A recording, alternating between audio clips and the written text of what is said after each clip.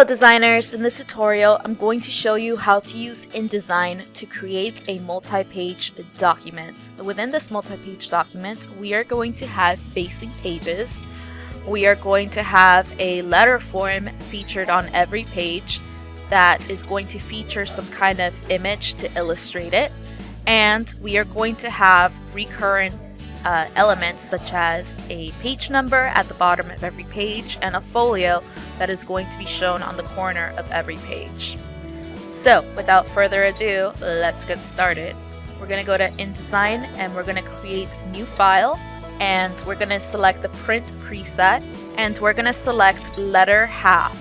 So this is basically the size of which, like if you took a sheet of copy paper and you folded it into half, that's basically a letter half. That's what it's referring to. We're going to call this document Word Book, and we are going to add 6 pages to our document, and the starting page is going to be number 2. Now you might think it's weird that we're starting at number 2, but the reason for it is we're going to have facing pages, so we don't want a lone page all on its own. That is not going to have anything to do with our booklet. We are going to select a primary text frame, and lastly we'll click create to open up our document. So if I flip through each of the pages, I can see they're totally blank, but I have the 6 pages that I need. So if I were to print this, I would basically be printing it on one sheet of letter size paper and then folding it in half. I'm going to open up my pages panel, and I'm going to be working within my master page first. The first thing I want to do is actually apply some kind of background color that is going to be featured on my pages.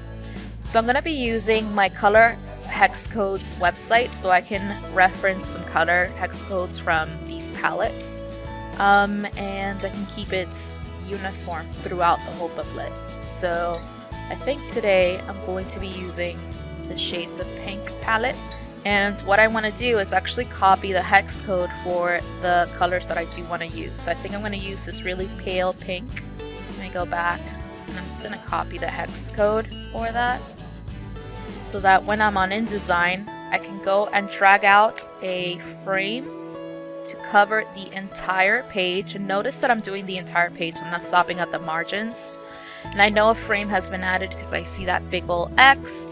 I'm gonna go in my fill, and now typically if you go and click next to the arrow next to fill, you have several different swatches from which to choose from, but the swatches are pretty limiting. So this is what I'm going to do instead.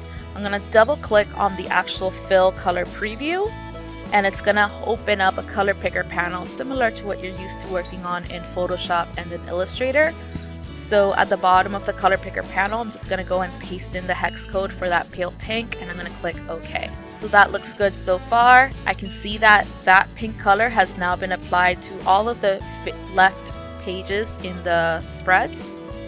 So I'm going to go now and copy this exact same frame by holding down Alt and dragging, and I'm going to make that frame fit over on the right hand side of the spread.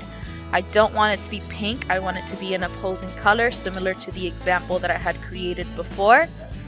So I'm going to go back to that color palettes website, and I'm just going to copy the hex code for this even paler pink.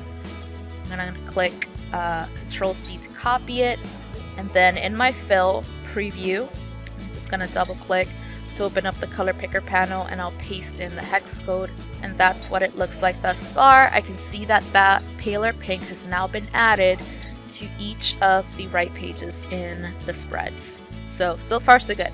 Now what I want to do is work on the page numbers. I want there to be a page number that's consistent on every page. So within my A master page, and you got to make sure you double click on the A master so that it's actually selected, I'm going to use my type tool, and I'm going to drag out a very small, in fact let me zoom in to the corner of this page, and I'm going to drag out a really small text frame on the corner, and then I'm going to go to the type menu and select insert special character and marker and select current page number. InDesign is going to insert an A by default, and you might be thinking, well, why an A? That's clearly not a number. But once I go into page 2, page 4, and so forth, you guys will see that it actually goes and updates automatically, so now it shows me the current page number. So I'm going to do the exact same thing on the right hand side of my spread. So again, use my type tool and I'm going to drag out a text box, and then I'm going to go to the type menu, insert special character and marker, and then select current page number. And it's going to type in an A as well. I can see the alignment is a little off, so I'm just going to go and give this one a right alignment, so that when I go and preview pages 3, pages 5, and pages 7 in my spread, I can see that they look perfect. Before I go and start working on the actual content in the pages themselves, I'm going to do one last thing in my master page, and I just want to add a little folio at the bottom. What I mean by a folio is it's basically like a title and date that you guys would see at the bottom of a magazine or catalog or some kind of booklet of that style. So I'm just going to call it a bio word book, the same that I did in this example, and I'm going to give it the present month that I'm using, that I'm creating this video. So it would kind of be like if you were creating a serial publication, so something that came out on some kind of annual or monthly basis. That's when you would go and put in some kind of date on it. So anyway, within my master page, again, I'm going to double click on the master page just so I know it's selected and I'm not going to work on any other page by mistake. I'm just going to go and zoom in on that corner of the master page there, and then I'm going to go and drag out a text box again, and I'm going to type in a Abaya word, or maybe like a Abaya children's word book. That would probably make more sense since it is, you know, intended for children. If I wanted to do some editing to the font, to the size, to the color, this is also the time to do it. So I think I'm going to go with a very basic sans serif font. So I'm going to select the Arial rounded bold font, and I'm going to make it fairly small because I don't want it to be very distracting. I'm going to make it about 10 points, and I'm going to change the color to paper. Paper is basically InDesign's way of saying white. So it's there, but it's not necessarily calling your attention. And then I want to put the date on this side as well. So I'm going to add a folio to the right page. Instead of having to work on the formatting all over again, what I'm going to do is I'm going to hold down Alt and then drag so I can make an instant duplicate of that text frame. And in this case, I'm just going to write in you know what, I'm going to make it simple. I'm just going to write in the year this time.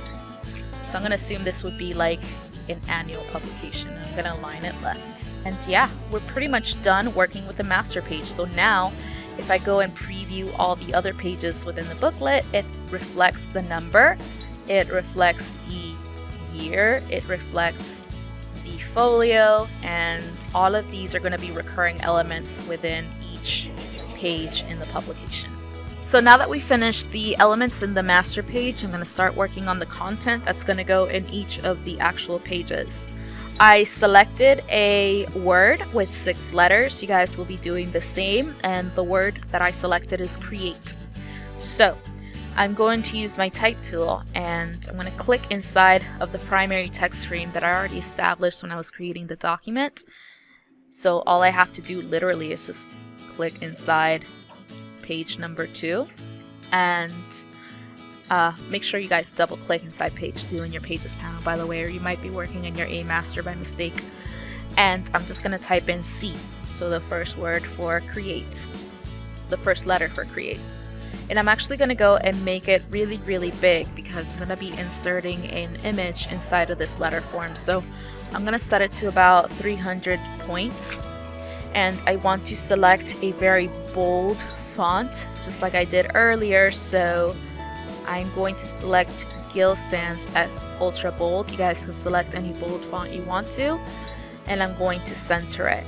Then I'm just going to go and maybe move the letter down a little bit, and I'm just going to make that frame a little smaller so I can fit in all the other stuff that I want to put.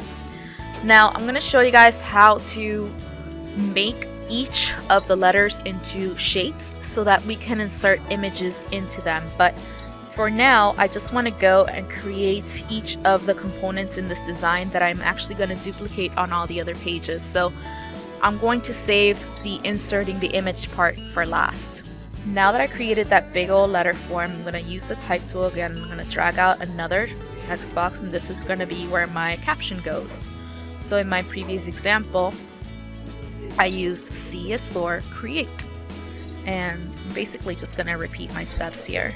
So I'm going to center my text. I'm going to use another legible sans serif font. I'm going to use the same kind of typeface family, so I'm going to go back to that Gill Sans typeface family.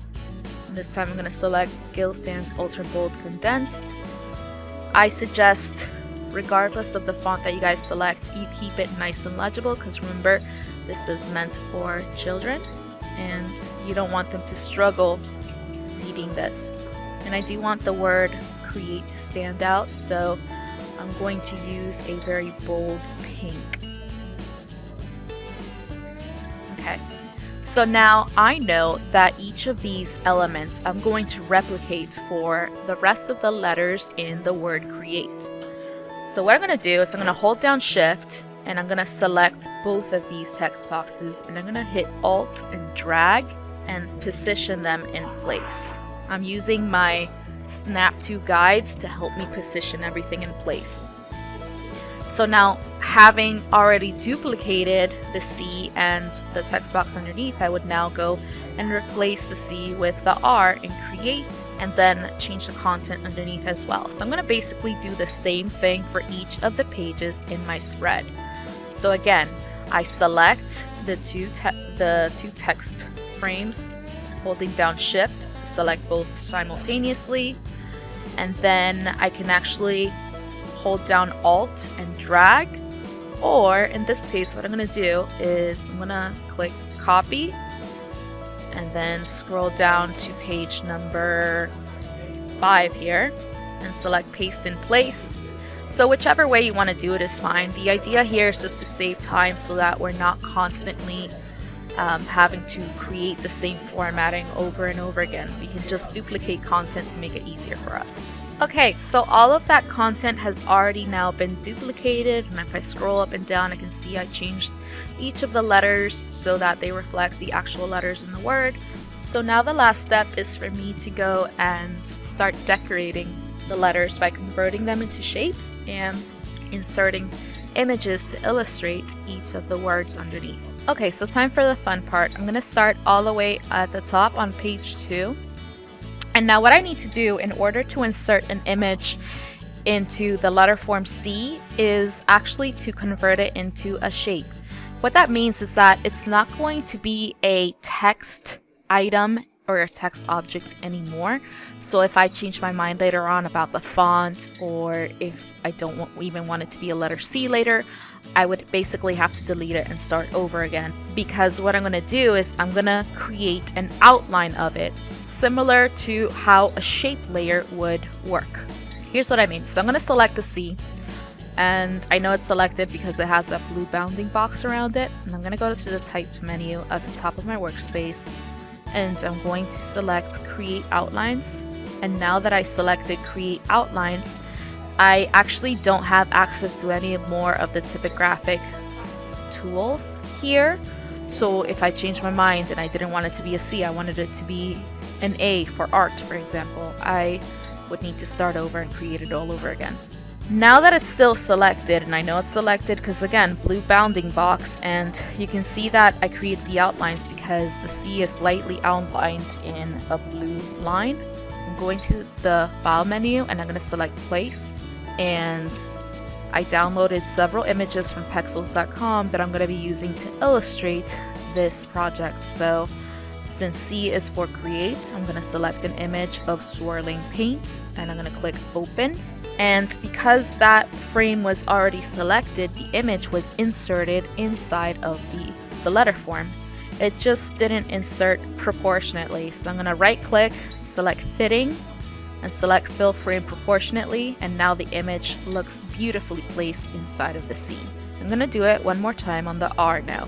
So I select the R, it's still a text object, but I'm going to convert it into an outline again by going to the type menu. I'm going to select create outlines, And now with the R selected, and I know it's been created in the outlines because again I can see that blue line outlining the letter form, I'm going to File and Place, and R stands for Run, so I'm going to select this image of the runners to illustrate it.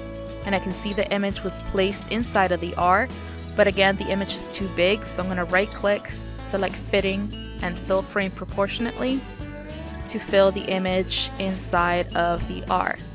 I actually don't like the way that the image looks right now, so I'm going to double click, and when I see that red bounding box, that means I basically selected not the frame with the R on it, but rather the image.